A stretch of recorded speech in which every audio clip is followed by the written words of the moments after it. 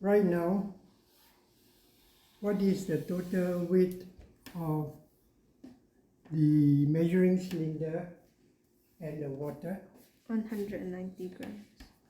Huh? 190 grams. 190 grams, right? Huh? Yeah. And what is the weight of the object on this? 100 grams. 100 gram, we say gram force, okay? And this is 190 gram force. So what we're going to do is we're going to immerse this partly into this. And let's see the result on both scale, okay?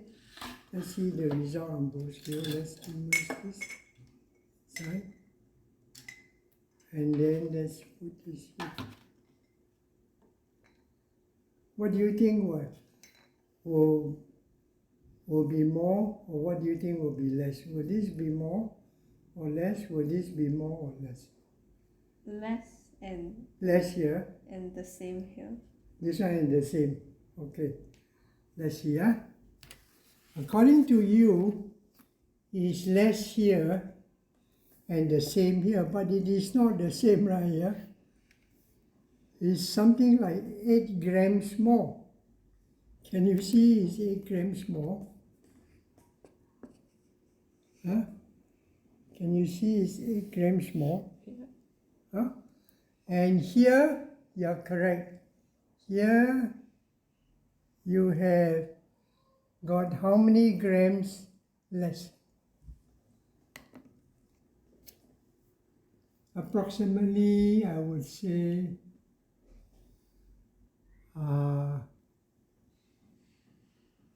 it looks like almost the same, but it's not.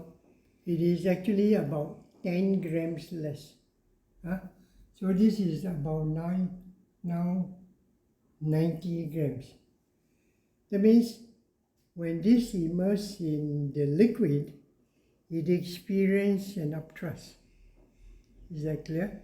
And this upthrust will make this object weigh less. Like if you carry your friend in the swimming pool, the water helps you to carry him or her. Therefore, she will feel lighter to your carrying, okay? Because the water give an upthrust on her. You don't have to carry her whole weight, because she's also partly submerged in water, okay? And because the water gives an upthrust, the water acts on the metal bulb. Then the metal bulb will have a reaction on the water. There is an action and reaction. There's an upthrust and there's a reaction to the upthrust, which is downward. And hence, the reading here will be 8 grams more. There is about 10 grams less. It is not very accurate, because I don't have a more accurate weighing machine. But if I have a more accurate weighing machine, the upthrust that gives a smaller reading will be exactly equals to the extra weight of recorded by this. Is that clear? And that is basically what we call Archimedes principle. That is what we call Archimedes principle. Now, in the past, they fill the Eureka can, which is called a displacement can, right up to the outlet here. And then when you immerse this, the water will flow out. Then you measure the mass or the weight of the liquid, and you find that the amount of displaced liquid has a weight equals to the what we call apparent loss of weight when you submerge something on the upthrust. So Archimedes' principle say if a body is submerged in the liquid will give an upthrust onto the submerged body, and the upthrust will be equal to the weight of the liquid displaced. Is that clear? And it seems that the body submerged in the liquid has lost some weight. So we say the apparent loss of weight, apparent means seeming loss of weight, is equal to the weight of the liquid displaced. But when it comes to a floating body, if you weigh a floating body, what does the floating body weigh? 0. 0. So a floating body seems to have lost all its weight, right? So the weight of the floating body is equal to the weight of the liquid displaced. Because the ship is now being totally supported by the upthrust of the sea water on the floating ship.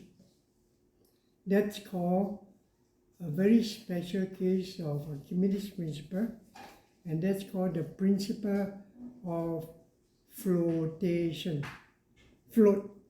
Flotation, but it's spelled as Flotation. Principle of flotation. So what would the principle of flotation say? It says that when the body floats on the liquid, the weight of the floating body is equal to the weight of the liquid displaced. Is that clear? Because it has lost all its weight. Apparently it has lost all its weight. Now, before ship was made with metal, people think that ship made with metal will not float. So they make ship with wood. Because they think wood will float, so ship made with wood will definitely float. Then later they found out that ship made with metal can also float. But it must be stable, therefore there must be a hull of the ship that makes it stable, so that when you try to topple this way, the bottom hull will bring it back to an upright position. Yeah. Thank you.